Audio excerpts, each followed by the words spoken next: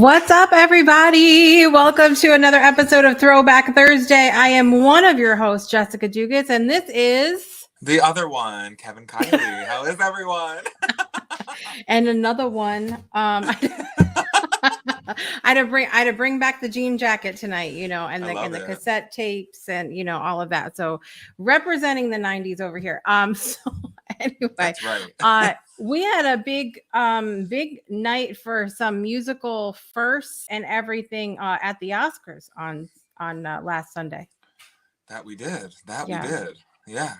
I enjoyed listening to the song that we all can't stop singing that we were not supposed to sing because we're not supposed to be singing about him. No, we can't talk about it. No. But it was so good to see the live performance of I know. We Don't Talk About Bruno.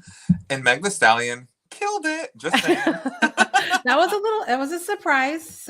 Right. Yeah. That's what I enjoy most about the award shows. I don't prefer the drama the next day, but I particularly this year, but I enjoy the unexpected, the performances that we didn't know what were going to happen, the mashups. I thought Billie Eilish and Phineas were amazing. Amazing as well. Yeah. All I'm gonna say is live theater, there's nothing like it. That's all. and theater being the operative word there, I think is the thing. But listen, I loved the musical moments. I loved the musical moments. And it's really a shame that they were kind of overshadowed a little bit by some other instances that may or may not have happened. But I thought it was great nonetheless. Anyway, I'm excited tonight because we have a special guest coming up on the show this evening. I am Vanna White tonight with my vinyl over here of The One Bad Day with Eyvindur Karlsson. He is back here tonight. Really excited. He's from Iceland. If you live under a rock and have not seen Project Joy or the Breakthrough Show or go to the event last year, any of this stuff, he was one of the performers and just amazing. He is from Iceland, as I mentioned, and he is an amazing storyteller in addition to being a musician, singer, songwriter, the partridge in the pear tree, all of the hats that he wears. And so it's always good to have him back. So we're going to be talking to him coming up here. Something big happened last Saturday, though. And I was trying to think, what was going on last Saturday? Kevin Kiley has new music out. He does. We can talk about that. We can't talk about Bruno, but we can talk about Was It Ever Love. Right. I'm glad you didn't name the song Bruno, because that would have been bad. But yes, I'm so excited for you because what I said, and I'm speaking completely biased here. I can totally see the growth in the music, in the song, the lyrics, in the video. The video was so good, featuring Miss Caitlin and Miss Emily, right? Yes, Miss Molly, Miss Caitlin. Yes. Yeah, Molly. And where did I get Emily from? I don't know. I have no idea. Sorry, Molly. Anyway, it really, really good. And we're going to watch the video coming up later, and we're going to talk about it as well. Really excited. If you're joining us live right now, I would love for you to comment down below, say hello, let us know where you're joining from, and let us know your favorite style of music, favorite genre, favorite decade, as we're going to be talking about, I think Eyvindur said he likes the 70s, which I'm excited to dive into that a little bit tonight as well. I'm for it. I'm ready. I'm ready. It's going to be really good. All right. You ready to bring Eyvindur on and let's have a conversation? I was born ready. Let's do it. We're ready. Let's do it. We'll be right back, you guys. Here we go.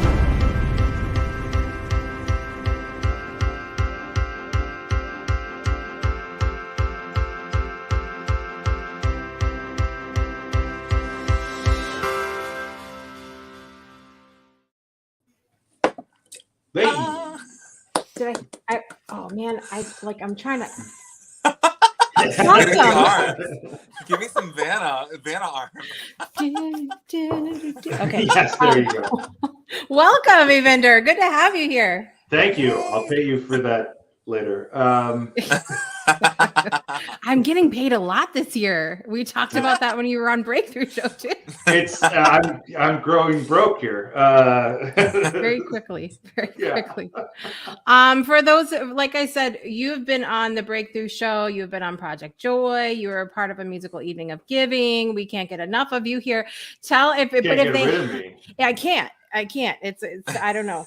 But if anybody hasn't seen you and they're like, who is this? Yeah. Tell everybody you're in Iceland, and that's interesting enough to us lowly Americans over here. So tell everybody where you are over there. What is the weather like? And then tell us a little bit how you got into songwriting. Right. Well, because of the weather, because it's very cold. No. It's the weather has been getting better now. This winter has been horribly long and colder than usual. Of course, when people have this image that Iceland is Greenland and that everything is just frozen and terrible, we don't get as cold as like Canada or really? No, never. But we also don't get very warm. So, it's very mild. It's not horribly cold, and it never gets very warm. But this winter has been colder than usual. We have more snow than usual, but it's finally starting to look a little bit like spring. It's not warm yet, but at least the snow's gone, and there was sun today. So it's looking up. That's awesome. Yeah. Every time I do the weather on Project Joy in the morning, and I put all my friends where they live. So you're like Iceland is in there. We give worldly weather on Project Joy. And every time I got to Iceland, it was snowing. I'm like, well, guess what it's doing in Iceland today? I don't, I can't. And that's rare. It's it's not rare that it snows in Iceland, but it's rare that it snows every day, especially here in the Southwest where I live in the capital area. Don't get that much snow normally, but this year we've had way too much. So yeah, how I got into songwriting, I always did it. Like I was remembering it recently. When I was probably 8 years old, my mom bought a piano. And I was already like playing the recorder or some crazy, which is a crime against humanity, that instrument. Parents, never allow your children to learn that. Tell you what, if you want a good instrument, first instrument for kids to learn to play, the ukulele. Oh, yes, it's that's good. Perfect. It sounds mellow. It's the right size for little children's hands. It's easy to play, and it doesn't drive everyone in the neighborhood insane. Very good. Good. We have tips here, people, today. Yeah. We have tips, but I have to cut in for a second because my first instrument was the recorder, and I was very proud of my hot cross buns. Thank you very much. Look, I played the recorder. I played it longer than most kids do. I even graduated to the alto recorder. Oh, okay. Yeah. Still probably the one thing that was the closest to getting me to give up on my musical ambitions. That instrument. But so there was a piano in the house for the first time, and I remember I didn't know how to play it, but I would go in and I would press the keys and see what sounds would make. And there was this whole revelation when I wrote my first piece of melodies, like this one little line, but I wrote it and I played it over and over, and it was the first piece of music that I wrote.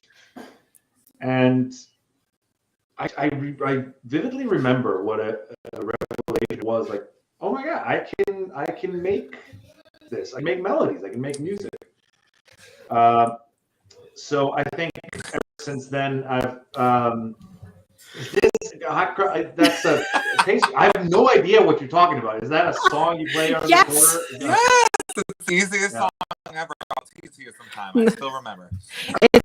hot cross buns, Sure. hot cross That's buns. Three Blind Mice. 1 a penny, 2 a penny, hot cross buns. All right. Okay. You gotta get the remix going, like the club version, like little dun dun dun dun, you know? Yeah. So yeah, that was my first song, and then I think I've just kept doing it, and I've throughout the years I've written in several different genres. I used to have you have my albums, it's kind of Americana type stuff. Yeah. There's a new one coming in May, by the way. But I used to do like drum and bass back in the day. I've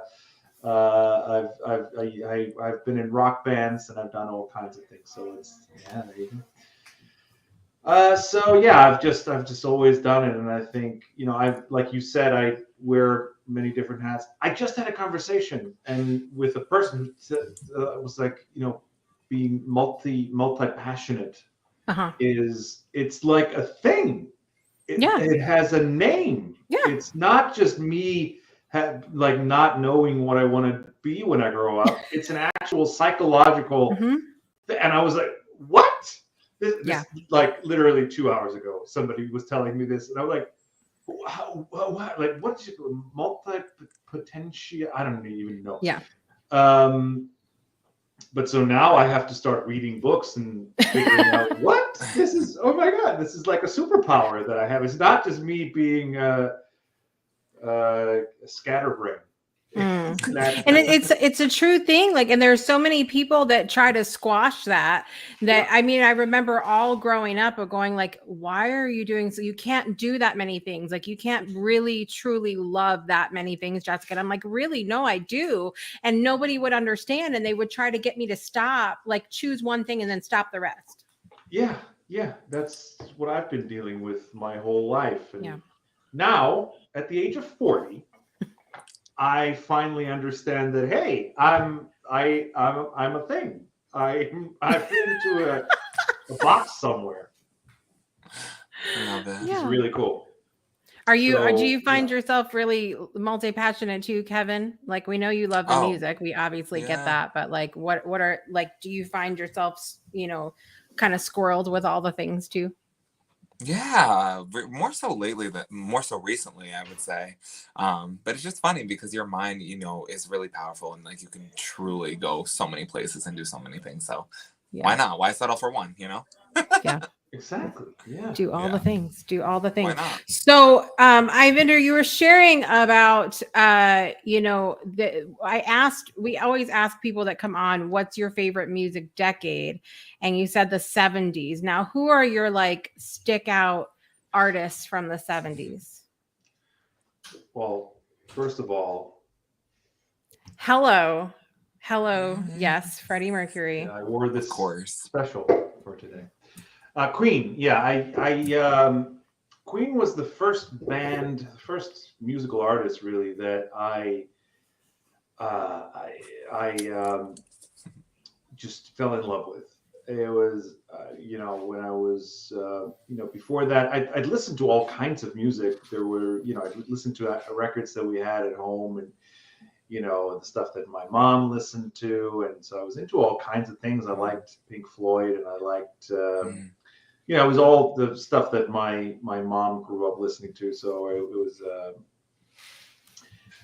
don't know, Leonard Cohen, that kind of stuff. And then it was shortly. It wasn't. No, yeah, it was Wayne's World. It was definitely Wayne's World.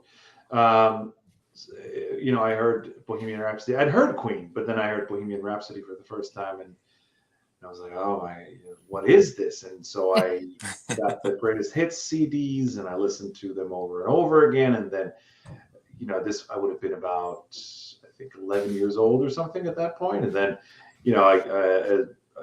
when I got a little bit older, I started buying CDs. And I actually, when I was probably about 13 or 14, I lived with my grandparents for a while, and they would drive me to school, and they would give me money to buy lunch because at that time, and I said there weren't cafeterias and you just had to buy your lunch. You didn't get lunch at school. And I would either just not eat. There you go. So I would either just not eat or I would just buy something very cheap and save up the money to go buy Queen albums. So those were my teenage years. Were Queen, pretty much for probably 3 or 4 good years. I had this massive Queen addiction, and I hardly listened to anything else. And then when I started to listen to other stuff, it was like late 60s and 70s things. So that's the music that I grew up on. Yeah, it was me too, really, with those decades. My mom was a huge Guess Who fan, and I became a really big Guess Who fan. I love the Guess Who, and just cannot stop with the. I mean, I go through phases where literally that's all. It's Guess Who and Kevin Kiley. Like guys just back and forth. It's very different, styles there. Very different, but it's so good. It's so good. Donnell loves that movie as well. And Liz says that her favorite music is, of course, Kevin, but 80s, 90s, and 2000s she loves as well. And I've become a big fan of Eyvindur's music as well, because the lyrics, and that's why I was showing the inside of the vinyl here, because all of the lyrics to the songs are inside. Yeah, because remember when we used to buy albums? Yeah. Once upon a time. Once upon a time. Well, I still do, and a lot of people still do. But I just remember it was such a great thing when you got home with a CD, that especially like when I was collecting the Queen CDs, I'd buy them often secondhand because that was all I could afford. And so I'd take them home and I'd put it on, put on my headphones or the speakers, and lie in bed and read the lyrics along with the songs, and it was the best experience ever. Yeah. So when I released that album, it was like I have to do that. It's unfortunately I couldn't fit it in. I couldn't afford to print the lyrics for the CD because that would have been too much. Yeah. But on the vinyl, I was like, no, yeah, we have to have like the gatefold and the lyrics and pictures and the whole thing, because that's what an album is. That's what an album should be. Yes. And so yeah. So Kevin, when you come out with an album, you will have the lyrics inside now, right? Like, yes, we're on the same page. We're on the same page. That was the first thing that I would look at too when I would go to like FYE or Kmart and like on my weekend adventures and buy an album. I'd literally, before even playing the music, look at the album cover and go through the pamphlet and everything. And it's part of the music. It's really special. And it's, as much as people still do buy albums, a lot of people still don't nowadays. So it's like sad, because for me that was like the nostalgia just as much as listening to the music, Yeah. But even like if you buy my, because that album, there are like 2 or 3 songs on Spotify. The rest you can just buy on my website, and that's pretty much it, because I don't want to give everything away. I give some of it away, but the rest is for sale. Sure. And when you buy it on the website, you can just go in. You don't have to download. You can stream it on the website, or you can download it, or whatever you want to do. But the lyrics are there. Good. So it's important. Yeah, I think it is. Actually, now some of the streaming platforms are you can access the lyrics now, which I think is pretty cool. Yeah. Well, see, and probably the reason that we don't see a lot of lyrics anymore is because if you tried to put the lyrics to like WAP in inside the album, you're not allowed to be sold in stores. Like it just would not be allowed. Yeah. I mean, can you just I don't, it's so different now. So different now than what it used to be like. And so my favorite song from this album in particular is it's sentimental to me because it was the first song that you sang on the Breakthrough show, which is Good Girls Go to Heaven. Oh yeah. That's a true story. It's a fan favorite. Yeah.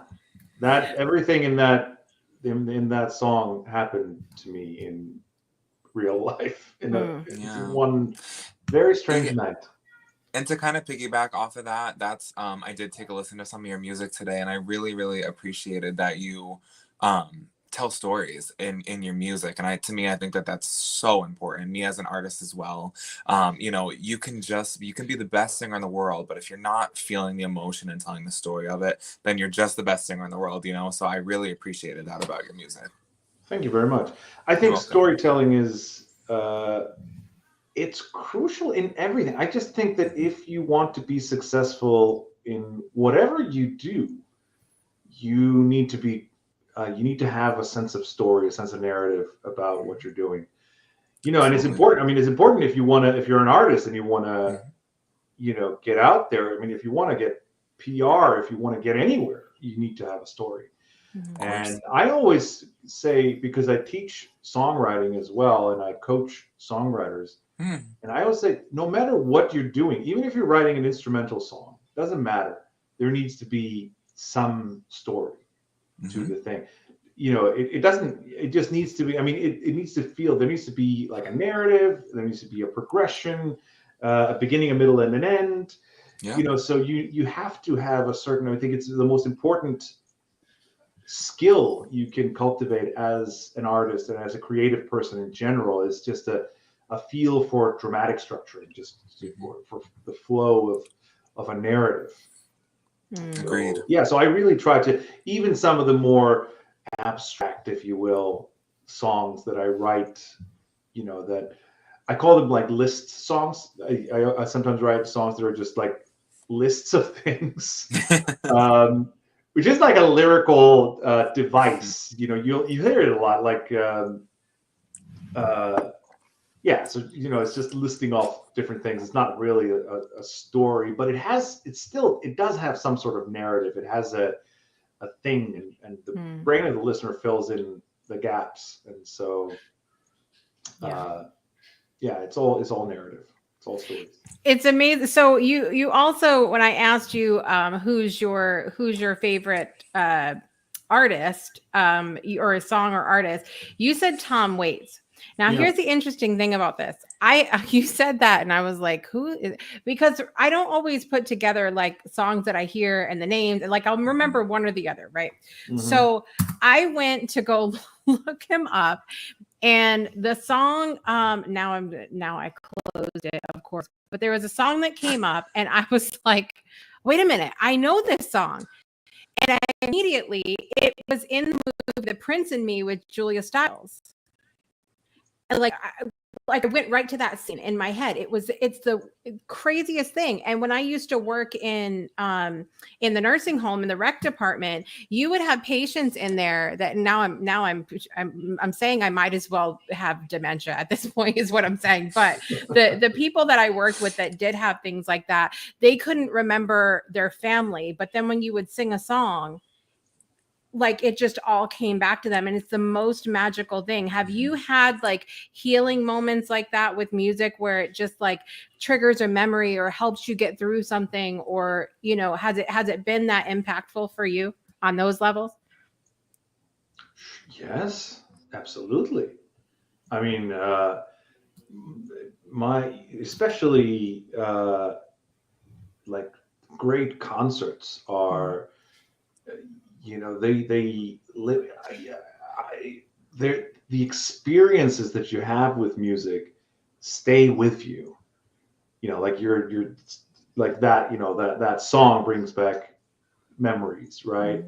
And to me, you know, there have been great concerts that I've seen. Nick Cave, I've seen Nick Cave a couple of times, but I went to a concert in Rome with Nick Cave and the Bad Seeds, and a friend of mine, I invited him with me because he was going to be in Rome at the same time, and I had 2 tickets, and we went to see it. And a couple of years later, or no, almost exactly a year later, this friend of mine passed away very suddenly, and so that experience kind of is magnified because he was with me.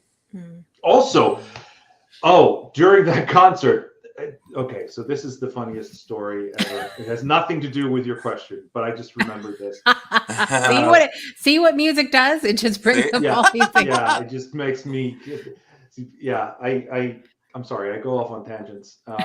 But so I was sitting. It was just so funny because I was sitting next to my friend. We were in a sports hall in Rome, getting ready to see Nick Cave and the Bad Seeds. And we're sitting there, we're talking, and I hear somebody, like a couple behind me, talking, and I realized, hey, they're speaking Icelandic. What are the odds in a, I don't know, 5,000 person auditorium that the people directly behind me are in Rome, by the way, that the people directly behind me are Icelandic. Wow. And I'm like, wow, this is so weird. And then I think it was actually after the concert that I finally looked back at those people, and it was the mayor of Reykjavik. Oh my God. Wow. It was the mayor Wow. and his wife who were sitting behind me. I have a picture, I have a selfie of myself with the mayor at a Nick Cave concert in Rome. That's so wild. And the concerts bring people together. Oh, Yeah. It's it was the first and only time I've ever met the mayor of Reykjavik was in Rome. So yeah, but it's no, it's those things. I mean, I have so many fantastic memories. One of my favorite bands is the band Eels, which 90s children should remember. And I went to see them live in London in I don't know, 2014 or something, and it was the best live performance I've ever seen. And that exact show was released as a live album. So I have it. I have the vinyl with the exact show that I saw. So those memories are with me forever. That's awesome. I always wondered, like I have Green Day, which vinyl they were at Woodstock, I think, and I always wondered, like the ones that are the live vinyls, like how cool it must be to like buy it and be like, that actually, like you hear that little scream, like that was me. Yeah. Not that you'd really be able to hear it, but that's what you tell people after. Yeah. I always take out the cover and like, you see that little dot there on the second balcony? Yeah, that's me. Yeah, that was me. You can't see me, but in the same trip when I saw Nick Cave and met the mayor, I also went to see Queen and Adam Lambert. So that was a fantastic trip. That was like great.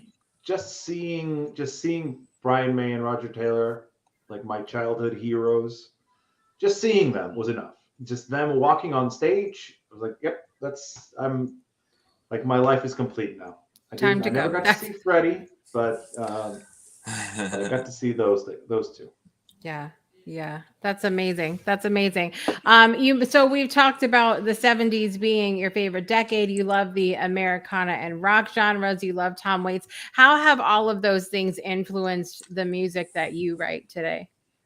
Well, in every way. I mean, again, Queen, maybe you wouldn't hear those influences in my music most of the time, except for the fact that I really, really love vocal harmonies. But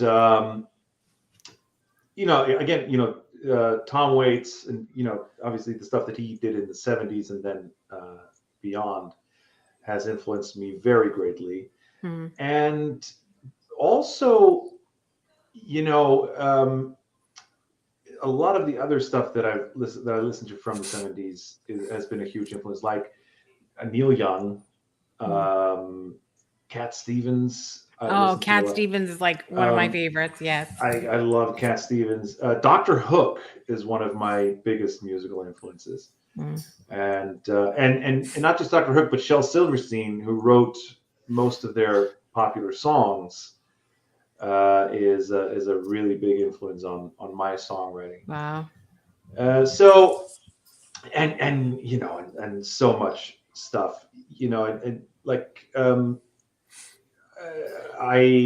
lot of the stuff that I do is kind of folk, country, and blues. You know, it's Americana, and so you know, I sort of got into that sort of by way of 70s rock. You know, listening to Queen, and then later listening to Deep Purple, Led Zeppelin, although that's a little bit older, which is very much blues rock at its core. And so that kind of got me into more traditional blues, and then I was listening to stuff that got me into more jazzy things. I mean, obviously Tom Waits does a lot of jazz, and I even, the reason I started checking out jazz was weirdly through Pink Floyd, which is not jazz at all. Yeah, I was like, where, what just happened here? The reason for some weird, I was really into Pink Floyd, and I read somewhere that they had originally been sort of inspired by blues and jazz. And when they were asked, they didn't have a name for the band, and so somebody asked them. They said, "Oh, it's the Pink Floyd band," which was referencing two different jazz artists named Pink and Floyd. And I forget their full names, but so I was like, huh. So that, like, through a weird byway, came from jazz in a way. So I thought, oh, I should check out some jazz. A lot of the things in my life have happened in this sort of roundabout way. Then I was listening to Tom Waits, and that also got me more into jazz. And then through that, I started checking out the Beat Poets, and that inspired me to write. And I was reading William Burroughs and different things like that. So that inspired me in different ways. So yeah, things, it's the same with country music. I didn't think I liked country music until most of us go through a phase where we don't think we like country music. I think if you don't, there's something wrong with you. So I when I started getting into Dr. Hook, I realized, a lot of this is actually country, and then I started to check out other, more sort of roots country, and getting into that kind of stuff. So I don't know. Yeah, things. It's the long and winding road. That's exactly what it is. Yeah. It was. I hope that I don't fall in love. The Tom Waits one is the one that's it's in The Prince and Me. If y'all like that movie, I love little throwback movies like that. But that movie where she's working and she just meets the prince. She doesn't know he's a prince yet, and they're cleaning up from the restaurant at night, and she puts that song on the jukebox. And it's cleaning up to that song. And so it's ironic because I never knew the name of the song. I just knew the melody. And then, so I'm thinking about it now, like the whole, there's sort of this, like tension that's happening like that. And now it's, I hope I don't fall in love. So now it all makes sense. And now that's it. That's all I've got. Yeah. It all makes sense now. It's coming together. I would love for you to sing us a song tonight. Will you sing us a song this evening? Sure. Yes. That would be awesome. I think go ahead. No, I need to maneuver my microphone a little bit. Yep. We will do this. We will take a quick break. We'll let you get settled, and we'll come right back. And Eyvindur's going to perform. Yay. Yeah. Yay. All right. We'll be right back after this. Stay tuned. Breakthroughs are about more than you might think. They're about discovering who you are, digging deep, reaching to the core of your soul. They're about healing yourself, understanding your beliefs, creating a ripple effect. And it's not just those initial moments that matter. It's about using them to bring more joy into our own lives and the lives of others. It's about having fun, letting loose, enjoying every moment life has to offer. It's about finding a safe space. It's about creating connection.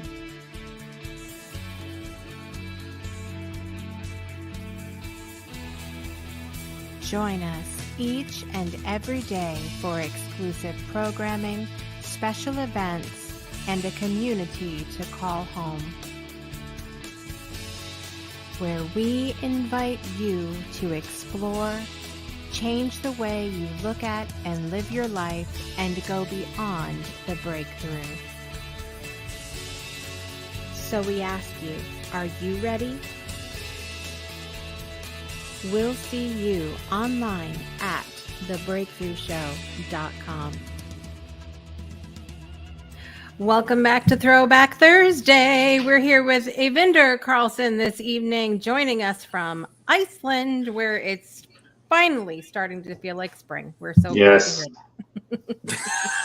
that. I love it. Well, you are going to sing a song for us tonight called Lock This Door. What's the deal with that song? Yeah. Can you hear me okay? Yes. Mhm. Good. Speaking of that, it's sort of a country song. Yeah. And it was a song that I wanted to write. It was ages ago, and I felt I wanted to write like the biggest bummer song ever. And I can just country level bummer. And I did. It's the bummeriest song you've ever heard. I was looking forward to it until now. Like now I'm like, am I going to, we talked about this when you were on the Breakthrough Show too. Am I going to listen to this backwards and get everything back in my life that I've lost? Is that what's going to happen? That's probably it. Yeah. I'm excited. Okay. Get your truck and your dog back. Yeah. All right, everybody, let's do it. All right, here we go. This is this is a big bummer. I've been sitting here such a long time, been down so long, bottom looks like up. I've been waiting for the longest time for you to come home, drinking stale coffee from a broken cup. And I can't stop thinking, no, I can't stop my dreams. Everything is worse than it seems. Cried myself to sleep at night, wondering if you are alright, and I can't stop crying. No, I can't lock this door. Every day is worse than the day before. See, I told you it was a bummer, but the bummer is just getting started, so brace yourselves. You keep telling me what's done is done. It's time to move on and all that jazz. But the moon is blue as your eyes. Still I search for you at the bottom of my glass. And I can't let go of you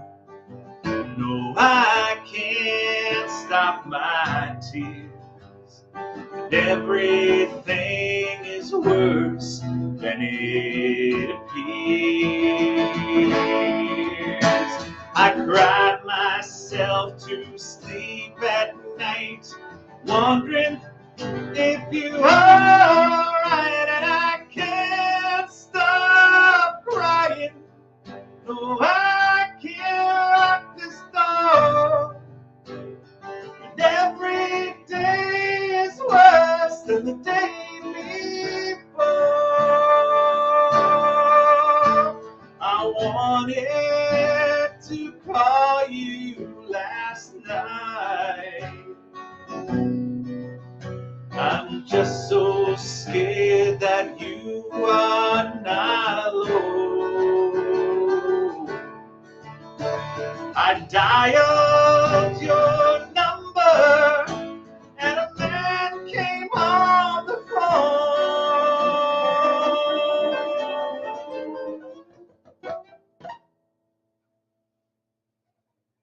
And I guess I'll have to face it on my own. I cry myself to sleep at night, wondering if you are alright, and I can't stop crying. No, I can't lock this door.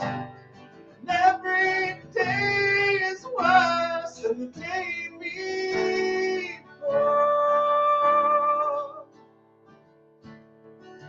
Yeah. So if you think the bummer's over now, no, you're wrong. See, now we're getting into nuclear bummer territory.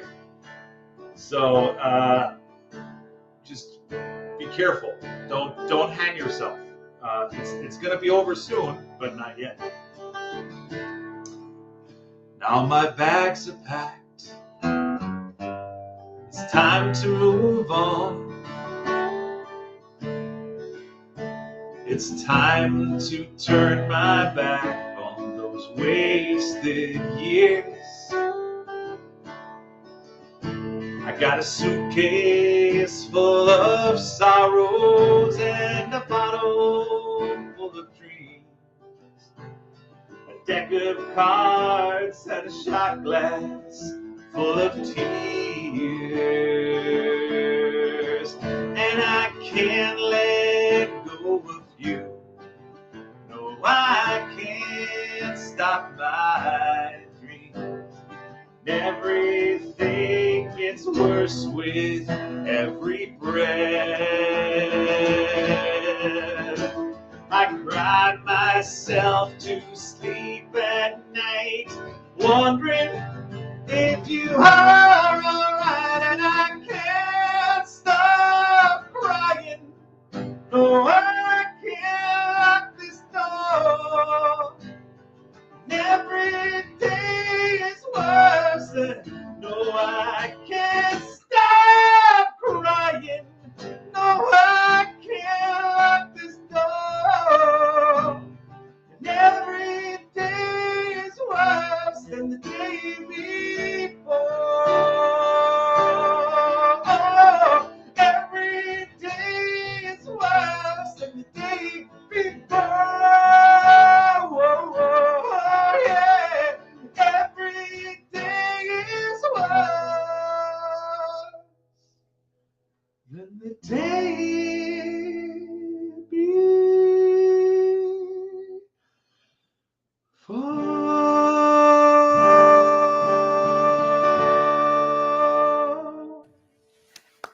Yes.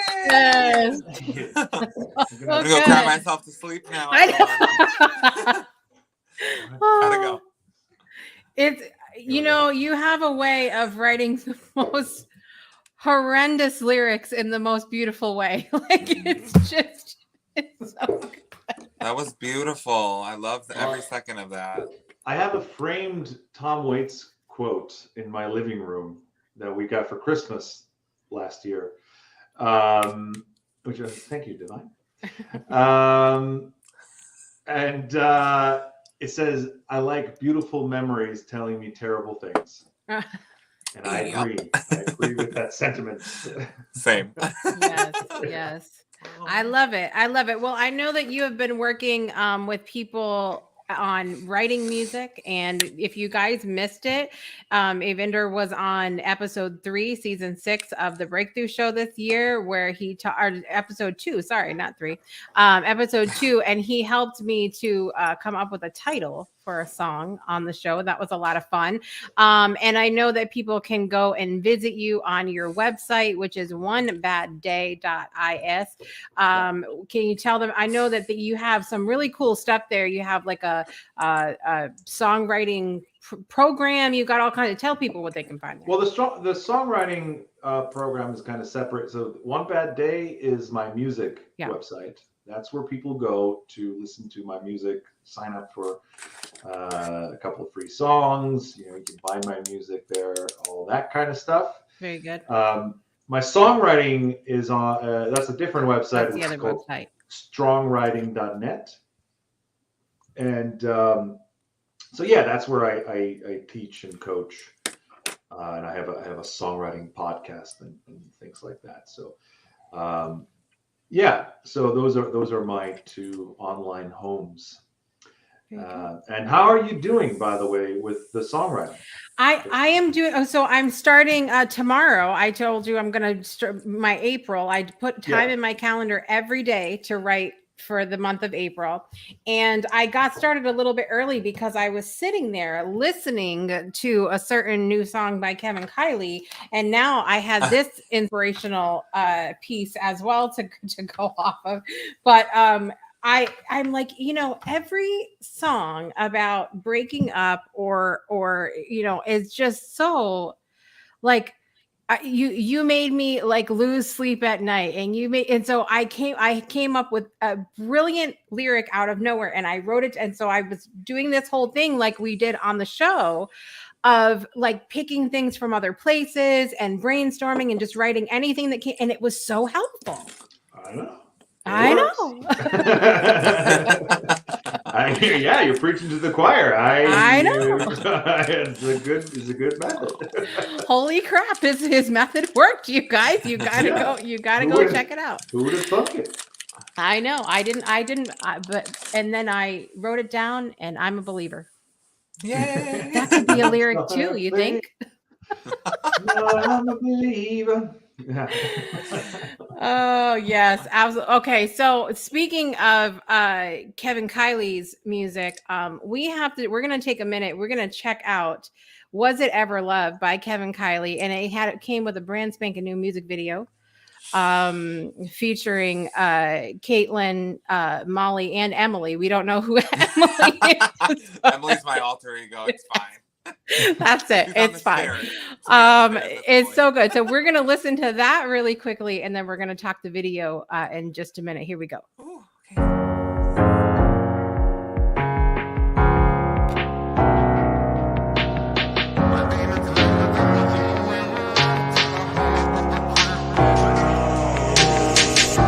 Ever since you, I've been keeping my walls up. Ever since you, I've been choking on love like a lump in the back of my throat. And everyone says that I make it look easy, but nobody knows how I'm lying awake from the way that you treated me. Every time the sun shoots by, but you're off my mind. But every time I close my eyes, all I can see is you. Let me hanging on to something that I never had, baby. You got me holding on to hope, even though I've broken you. Let me. My demons live in the hole you left in my heart, but they creep up into my head. You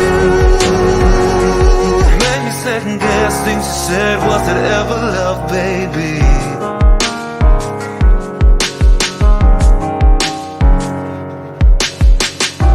Time to fake a smile to get when I see our friends.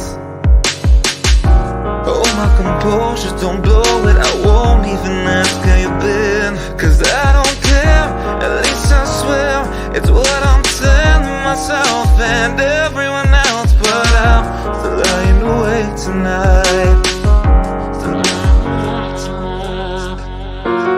Every time the sun shoots by, wish you're off my mind. But every time I close my eyes, all I can see is you. Let me hanging on to something that I never had, baby. You got me holding on to hope, even though I've broken you, let me.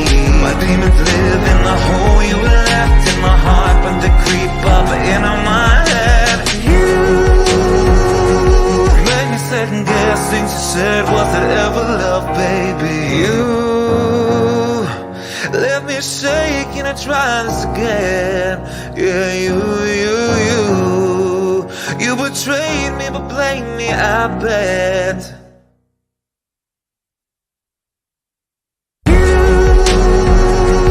Let me hanging on to something that I never had, baby.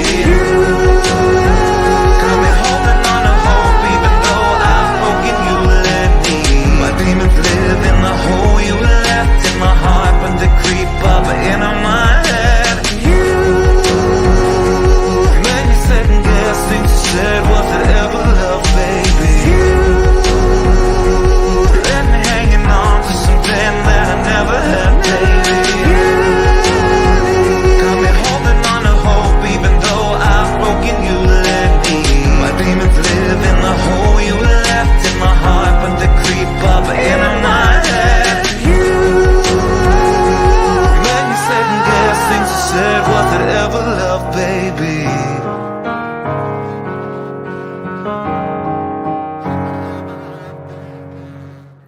That was it ever love from our own Kevin Kiley. Oh my gosh. Thank Yes. you. I love it. And it's the same with the lyrics of that. See, Kevin's song before this was Ghosted.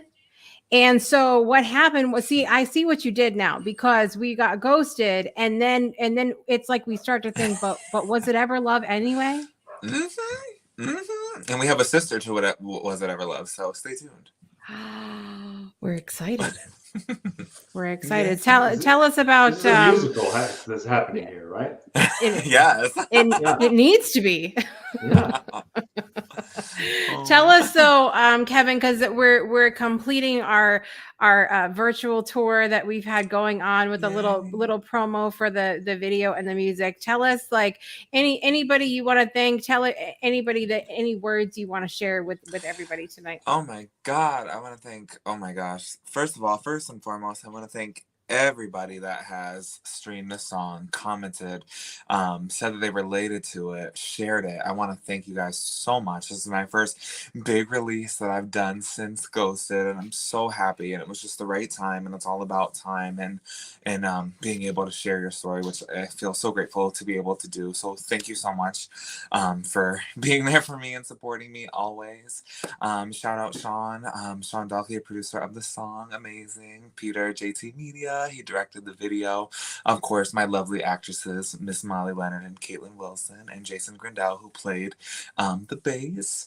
But most importantly, I want to thank my lovely co-host tonight, Jessica Dugas. She really has been so amazing, and I'm so grateful for her, for all her help and believing in me since, back in the beginning of quarantine, and she has taken on the role of music manager for Mr. Kevin Kiley. And from the bottom of my heart, I love you, Jessica, and I would not be able to do this without you. And I love each and every one of you that are out there commenting. It just really means so much to me. So thank you so much. I'm going to stop before I get emotional now, but we love you all. And Throwback Thursday.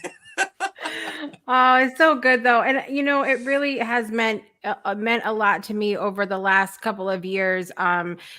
Throughout when we were all quarantined, that's when I reconnected with music again after so many years, and I got to meet Kevin and Eyvindur and Olivia Mbani and Rory Kelly and Nico Padden, and there's so many. And I know people are going to watch the back, but you didn't say me. Well, I'm sorry. I'm trying. And it's been so meaningful to me, and I really believe that we need to surround ourselves ourselves with people that are doing the things that we want to do. And you both inspire me. Eyvindur, I'm sure you'll be back again. I think it's inevitable. I mean, anything that you want to leave everybody with tonight? Tell them, one place to go to, one song they have to listen to, one thing they have to do. Let the people know what you would like them to do when they leave here tonight. hug someone. Oh, that's good. Yeah, just make the world a happier place. Yeah, give someone a hug. And if you have extra energy left over, then create something. Write a song, paint a picture, write a poem. Just that's how we save the world. That's the more art there is and the more hugs, the better this world is going to be. I firmly believe that. Hug, bring it in, guys. Oh my gosh, so good. Listen, I want to thank everybody for watching or listening wherever you are in the world today. We appreciate you for being here. Lots of people have been commenting out in the audience tonight. And if you're on the replay, we love you so much. Even if you weren't here live, your comments mean a lot to us. Make sure you visit Eyvindur over at the two places. So we've got two places here. We have strongwriting.net if you want to connect with him about writing music. I'm telling you, he's amazing, and he has great processes. Even if you've written songs before, which I had 850 years ago. Well, especially, that was a long time. No, if I do have stuff for beginners, but I mostly focus on helping established songwriters, move further in their career. That's kind of my audience. So yeah, especially if there are songwriters out there who want to take it to the next level. Then, what I think? I think I want to see a hit coming up that is a Kevin Kiley, Eyvindur. Oh, let's do it. Yes, we should make this happen. Absolutely. Must happen. And then we'll go to onebadday.is and we'll hear, and as well as Kevin Kiley, and we'll hear the song. I mean, that just, I called it. It's what's happening. It has to be done. It is happening. Yes. Donnell says, hug someone. I'm on it. I'm looking for the wife. Where is she? Watch out, Angelique. Donnell is coming. He's coming to get you.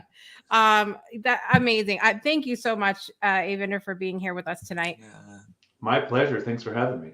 We appreciate you. Anytime. Yes. We had a lot don't of say fun. that. I don't know when to stop. Clearly. See, I said that, and then he came on Project Joy and was telling stories about Santa Claus. 13 of them, yes. Let's not go there, Jessica. We'll be here all night. We will be here all night. Thank you guys for watching or listening. Kevin, my love, thank you for being here with me again tonight. Always a pleasure. Always. All right. We'll see you guys next month, last Thursday of every month for Throwback Thursday, 6 p.m. Central, 7 p.m. Eastern Time. I'm your other host, Jessica Dugas, and we'll see you next time. Bye, everybody.